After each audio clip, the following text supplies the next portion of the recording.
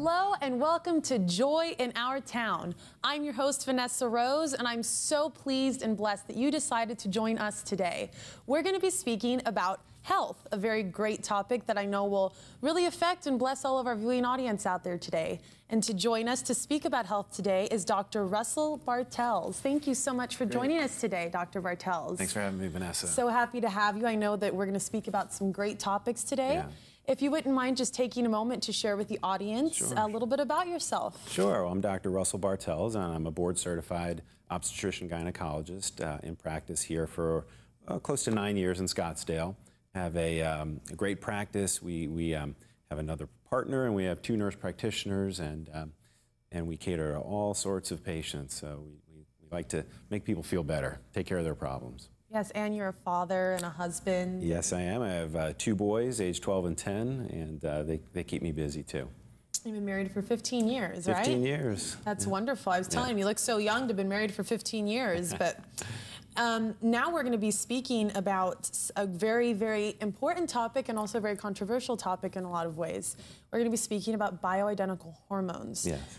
For the viewing audience that have heard all the stipulation and things and news stories about it, what are bioidentical hormones? What are they really? Sure. Well, I'd first like to say start out by saying that it's not as controversial as people might think. In fact, if we could take kind of the scariness out of it, patients would be a lot better off. They'd be more happy to talk about it, and they could experience the benefits. But there is a certain fear out there, and I'd like to take this opportunity to maybe put that to rest. Yes. And bioidentical hormones, it's a common term. People might refer to it as natural hormones as well, but there is a lot of confusion as to what that means.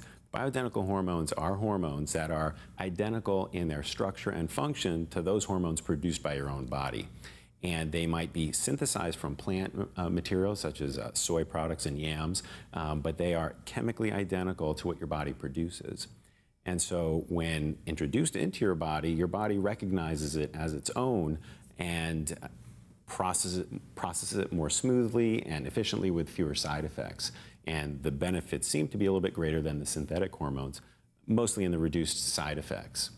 So there are a variety of different hormones that are bioidentical, and they range from thyroid hormones to estrogen, testosterone, progesterone, and those are the major hormones that we treat people with. Okay.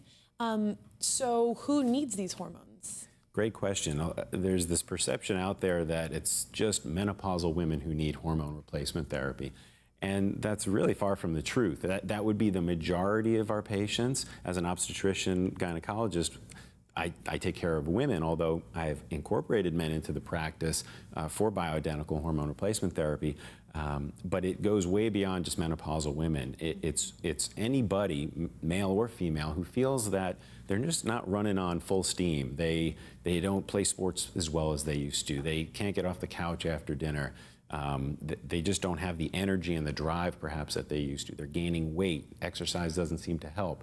A variety of symptoms. And it's just not limited to menopausal women. We have young women, young men. It's just important that these patients kind of realize that maybe there is something going on, and life doesn't have to feel this way, and I can have more excitement, and I can have more zest for life, is how I like to put it. So we would want to explore those potential concerns as a hormonal imbalance. What is the typical age, do you find, in the typical demographic that needs hormone balancing? I would say for women, it's in their 40s. It could be early 40s to mid 40s, in that transition towards menopause, which on average is about age 52. But in the years leading up to that, there's a lot of ups and downs with the hormones, and it can really manifest in a number of ways. Hot flashes, night sweats, they're irritable, a little moody. They just don't have the drive, you know. Like most women sometimes. Yeah, and sometimes it can be, thought of as maybe I'm depressed, and it's not depression. It could just be that you need a little tweak in the estrogen and testosterone and progesterone balance, or even a thyroid issue. So I would say for women, it's in the early to mid 40s, and for men, about the same. I mean, testosterone levels for men start to drop as early as in the mid to late 30s, slowly dropping, and then 50s to 60s it really drops off. And we can make a big impact by replacing those and getting their hormone balance in order again. Menopause is usually referred to in women, but men, in essence, go through their own sort of menopause, don't they? They do, and it's called andropause. Now, maybe it should have been called menopause, but okay, it's called andropause. And really what we're talking about there is the decline in testosterone levels. And again, that can start in the mid to late 30s and just kind of slowly catch up with these gentlemen. And finally, they get off the couch, go to the doctor, and get some testing done. And you can see just a drastic change in how they feel, and that's really how I first got into the bioidentical hormones, was seeing initially my female patients coming in, maybe they were getting them elsewhere, and just seeing just how enthusiastic they are to tell me about the bioidentical hormones that they were receiving, because quite frankly, in training, you don't get much experience with bioidenticals. It's really the pharmaceutical produced hormone replacement options that you're really driven towards. And then I had to take it upon myself to take the energy and the effort to learn about these other options, which initially I learned from patients, and then took it upon myself and just researched it, went to seminars and researched it myself. And I do see a difference in how the patients respond to the bioidentical compared to the synthetic hormones. We can do a lot better job, I think, with the bioidentical hormones. Do you find that it affects weight at all? Because I know a lot of times as you get older, you tend to gain weight certain places. How does it affect that? That's one of the biggest questions patients come in and ask, is this going to help me lose weight? It's a difficult question to answer, but for instance, testosterone does promote lean body mass, meaning cutting down on your fat and building up your muscle. But I tell them it doesn't happen if they're just sitting on the couch watching TV. Yeah. They got to get into the gym. They have to eat right. So you can't blame everything on hormones, and you can't look to hormones as the answer for everything. But I think it is a vital component in making them feel better, so that maybe they have the energy to go to the gym to lose the weight.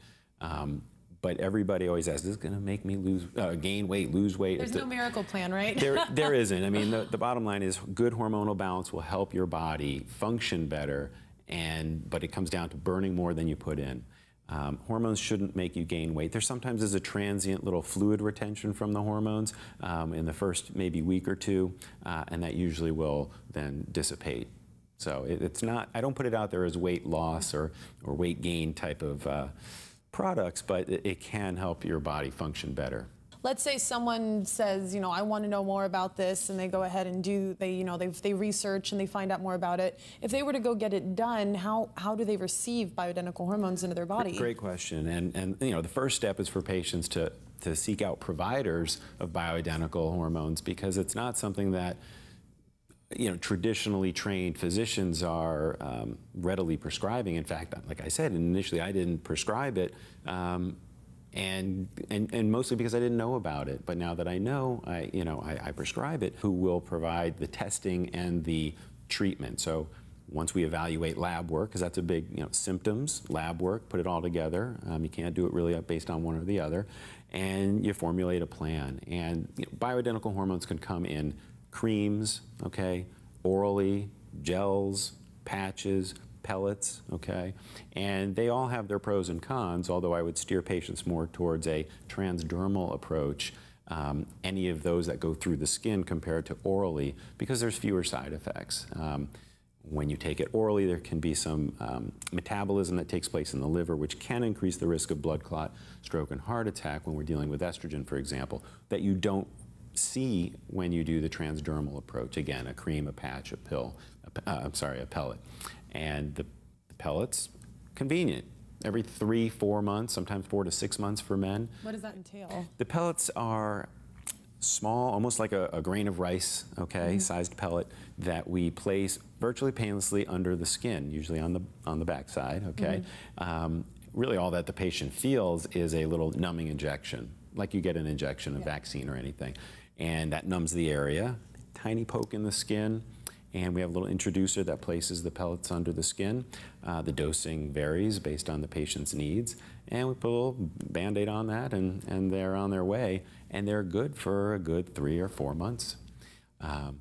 Gels, patches, maybe daily or twice weekly. to change, to use the creams as a daily thing, the patches twice a week, which are good options for some patients as well. But it's not one size fits all. There's different modalities to get the bioidentical hormones, and whatever the patient thinks they're going to do well with and stick with. Are there any major side effects that to be leery of with bioidentical hormones? You know, everybody's concerned about breast cancer and what hormones can do to increase that risk.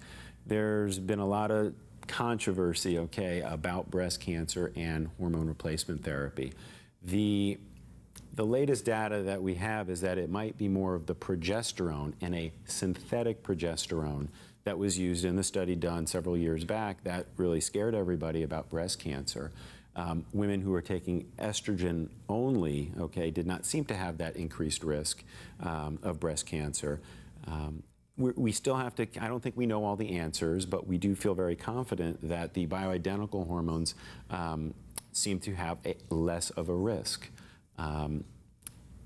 But that is still something that is out there. We just try to maintain proper follow-up management, mammograms, and make sure that we're doing the hormone therapy in the correct way.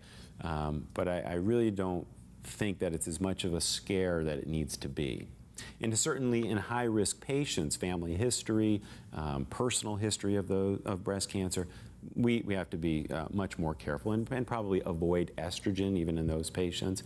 But testosterone is a great option for women with a concern about breast cancer or even a personal history of breast cancer. There are some good recent studies that demonstrate no increased risk of breast cancer with testosterone therapy alone in breast cancer survivors. So that's, you know, I think that needs to be developed on, but there is some good data coming out that makes, for breast cancer survivors, a great option because they are kind of out there with, you know, suffering, and we can make their symptoms a lot better. So you think that there's benefits in bioidentical versus synthetic? The biggest concern regarding the cancer scares is around synthetics. There needs to be more studies done with bioidenticals, but we feel pretty confident with what we currently have as data that it seems to be less of a concern for breast cancer. I don't have all the answers on that topic, but hopefully they're forthcoming in more studies, but we feel comfortable prescribing. Yes. So what do you think, if somebody's watching at home, what do you think is the 5 main things they should watch for to think that maybe their hormone balance is a little off, or maybe they need some help there? Good. Great question. I would say some of the top reasons patients might, need bioidentical hormones would be their energy level, they're not sleeping very well, they seem kind of moody, or people around them are telling them they're moody. Sometimes it's about interest in things they used to enjoy. It could be their sexual desire, their libido is low, hot flashes, night sweats. Okay, those are all top reasons why patients would come in to discuss the hormone therapy. Okay, and so don't let your age be a benefactor of thinking you may not need it. Just pay attention to your body. If you're not feeling right, pay attention to your body. Your body knows, okay, and it knows something's not right, but it might not know what needs to be fixed, and that's where we come in and try to help sort out where we could replenish some of the hormone imbalance. Wonderful. Well, Dr. Bartels, I know that our viewing audience has really enjoyed this segment. You know, the most important thing I think we learned today is just educate yourself, know your body, pay attention to the things that are happening. And if you have questions, I know that Dr. Bartels would, or someone in his office would be more than happy to answer them for you. So if you can go ahead and contact Dr. Bartels, MD, FACOG, you can reach him at his office at 480-425-8700. Or there are 2 websites. The first one is Scottsdale, OBGYNS.com, or ScottsdaleBioidenticalDoctor.com. I know that this has been most enjoyable by me, and I know by our viewing audience. Although I do have to suggest, if you think that your wife or someone, a woman you know, may need some hormone replacement, I wouldn't tell her she's being moody and pushy. That may not be the best suggestion to tell her. But I'm sure that there's many ways you could go ahead and just help someone if you know someone who might need some help with that. Do some research, go out there and help someone else. Anyways, we'll be right back. Thank you so much, Dr. Bartels. We'll be right back. We're after a 30-second PSA. Stay tuned and join us for the next part. Our nation's future depends on what we do today to prepare our young people for productive and fulfilling lives. All of us need to get involved to help kids stay focused and stay in school. We must become a nation of graduates. One way for you to help is to volunteer as a mentor. Think of a mentor as a guide, someone who is there to listen, to offer encouragement, and to help a young person stay on the path to success. Each of our children has hopes and dreams for their future. Help them get there. Become a mentor. Welcome back to Joy in Our Town. I'm so happy you decided to stay with us. If you're just joining us, we're speaking about health today, and we're here with Dr. Russell Bartels. And the second topic we're speaking about is women's health issues. I know that directly pertains to me, and also you watching, whether you're a woman or you have a woman in your life. And so, Dr. Bartels, what, as a doctor, do you find are some of the most common health issues that women come in for? Yeah. I would say that the top 3 reasons, aside from, excuse me, just a well-woman exam, but complaints that patients want to get resolved, would be probably birth control options, leaky bladders, as well as heavy bleeding or bleeding irregularities. These are things that can, especially the leaky bladder and the heavy bleeding or bleeding irregularities, can really put a dent in someone's lifestyle. If it gets in the way, it might prevent them from doing the things they enjoy. And it's amazing how long patients would actually put up with some of these problems before coming in.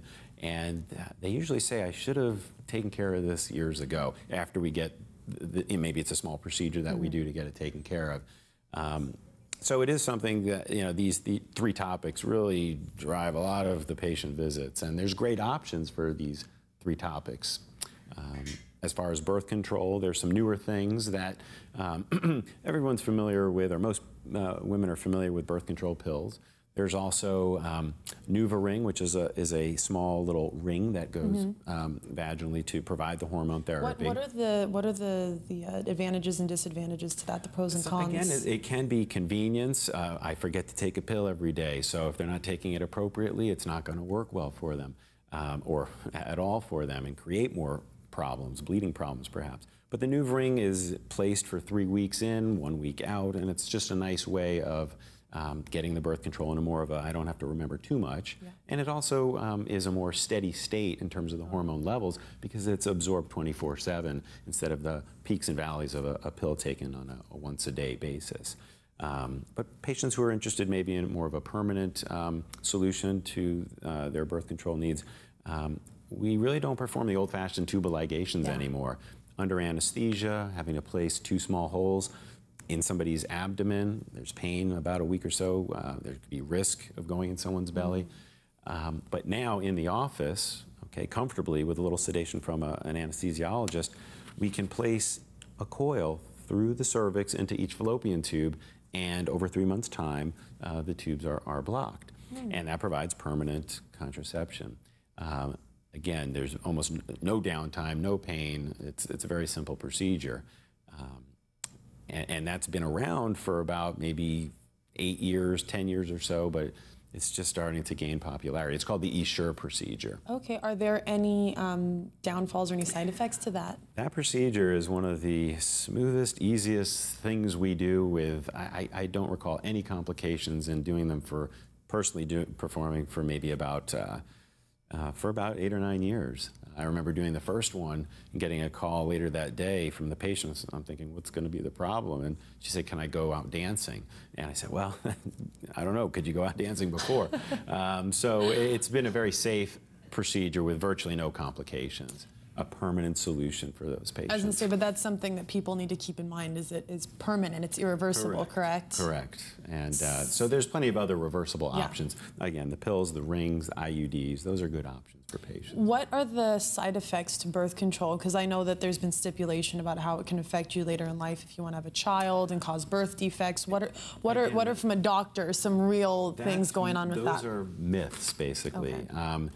Patients come in, oh, I need to get off this. I've been on it for too long. I won't be able to get pregnant afterwards. And the answer to that is no, it should not affect your fertility afterwards. As soon as you come off, you could potentially get pregnant. And a lot of patients are happy to hear that. And, but it should not cause birth defects. It's a very safe medication. It's sometimes used to treat acne, calm down hormone levels, PMS, things of that nature.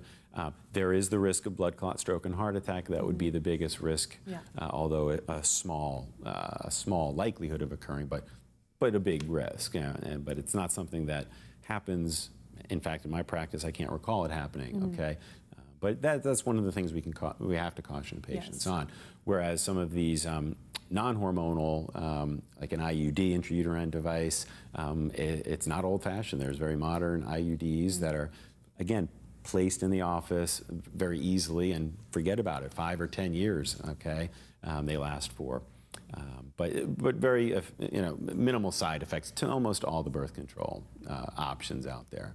And so a lot of people, they may be going on birth control before, pregnancy, or then you go into the area of heavy bleeding. Sure. What are some of the side effects of that, and how do you take care of that as a woman? Sure. Heavy bleeding on a monthly basis can be a nuisance, interfering with meetings. Busy women, okay, they have things to do, and they don't want to be slowed down by their heavy bleeding and cramps. Birth control pills are often used to minimize that problem. Okay, it's a reversible way of treating that problem. There's a medication relatively new to the United States, maybe the past 6 to 12 months, taken during the cycle, not birth control, just taken during the cycle for up to 5 days, that basically no women are even aware of. It needs to be brought out more, but not a hormone. It just works with your blood to minimize the amount of bleeding and cramping. And then there's permanent solutions, which is an endometrial ablation. Again, done in the office, no incisions. Several different modalities of doing it, but the point is to cauterize the inner surface of the uterine lining, so there isn't that buildup and then the flow. Okay. It just never builds up. And that's a great solution. I can't promise that you'll never have a drop of blood again, but there are patients who don't. About 40, maybe 40 or 50% of those patients will never have a period again. And the rest, 98, almost 98% of the patients would do it again because of the significant reduction in bleeding, giving them their days back. Does that affect the ability to give childbirth? It does. This option is only put out there for patients who are done with fertility, and they want to move forward in just treating their bleeding problem and have already established their family. Okay, and so moving right along in age, a lot of times it affects older women, leaky bladders. What is that, and what causes it, and is there any way to prevent it? Sure, it's difficult to prevent, okay? Usually when we talk about a leaky bladder with a cough or a sneeze or a laugh, okay, that could be a very bothersome thing. And again, many of my patients have put up with it for many years, and when I tell them that there is a simple solution to it, they tell me more. Well, basically there's a lack of support for the bladder, and usually as a result of childbirth. It could be 1, 2, 3, 4 babies, okay? And when they exert that pressure, it puts pressure on the bladder, and some urine might leak out. So what we do with very simple, straightforward, it's a surgical procedure, okay, done under anesthesia but go home the same day, it's called a bladder sling, in layman's terms, a bladder sling. And we are basically placing a little bit of synthetic mesh support vaginally to uphold the urethra and the bladder. So if you can think of a hose that's running and you step on that hose, the water stops. We're creating that backstop for which the urethra can compress against, so it does not leak.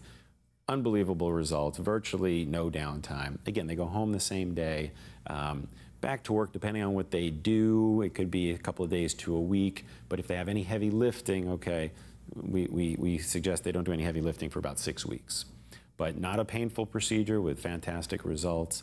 Again, a bladder sling in layman's terms. Several different techniques, but that's the procedure. Is there a non-surgical way to at all help the effects of that, or exercise, or anything you can do? Most women are familiar with the term Kegel exercise, and what that is you're trying to strengthen the muscles around the bladder so that you have a little bit better control when you feel like you might need control.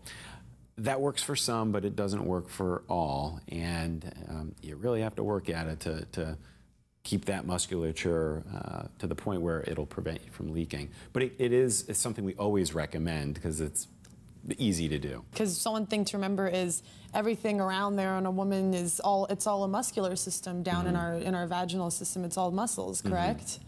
Yeah, there's a lot of connective tissue, muscular tissue, and there can be damage to those structures with childbirth that are not readily apparent until later on when there's some lack of support, and then these symptoms like a leaky bladder starts to bother you. But we can get you back hiking and biking and exercising with a simple procedure. You put in about 6 weeks of no heavy lifting, maybe a couple of days to a week of discomfort, problem solved. And the procedure should last, we'd like to think it's the last procedure you'll ever need. The data is a good 15 years on that. So, you know, hopefully will be longer than that for many patients. We just have about a minute, but as for women, just a general question from my part of my point of view, and I'm sure a lot of other women watching, women have a tendency to gain weight in one area, and that's the little spare tire around here. As a woman, is there anything we can do or watch to help that or to avoid that? Well, I would say good hormone balance is very important in maintaining fat distribution. As we age and the hormones diminish, that's where women develop it. So good hormonal balance, but again, burn more than you eat. It's simple. You got to do the exercises. I wish I had a better answer for that problem because I'd be a very popular physician. Nobody would be able to get a hold of you. That's right. Yeah. Well, no, I mean, I find that that's probably a major health issue for women too. Is for some reason men they don't have it easier necessarily, but sometimes, you know, no childbirth, no periods, no heavy bleeding, no spare tires. I'm like. Well, we're there to help all those problems for the women. The guys are a little simpler with testosterone supplementation. But, but women need testosterone too. That's really important to remember. That is true. It's not just a male hormone. But anyways, Dr. Bartels, it has been so wonderful having you speaking about bioidentical hormones, women's health, so much educational information today. If you have any questions for Dr. Bartels, you can reach him at 480-425-8700. And there's 2 websites. The first is Scottsdale, OBGYNS.com. The second, Scottsdale, bioidenticaldoctor.com. Dr. Bartels, thank you so much for taking the time to come and join us and share some valuable information with our viewers. I know that you've probably very much enjoyed yourself today. I know that I've learned a lot as a woman, as a young woman, that, you know, just pay attention to your bodies, live right, eat healthy, get out there, enjoy the beautiful desert we live in, enjoy a hike and all the lovely foods that we have available and readily to us. Enjoy some fresh fruit, keep your body healthy and in shape. And thank you so much for joining us, and we look forward to seeing you next time here on Joy in Our Town. You go and have a blessed day, share a smile, and tell someone you love them. Thanks. See you next time. This program has been sponsored by the Trinity Broadcasting Network and made possible by your telethon dollars. Your continual support can keep Joy in Our Town brought to your home every day. So write Joy in Our Town, P.O. Box A, Santa Ana, California, 92711.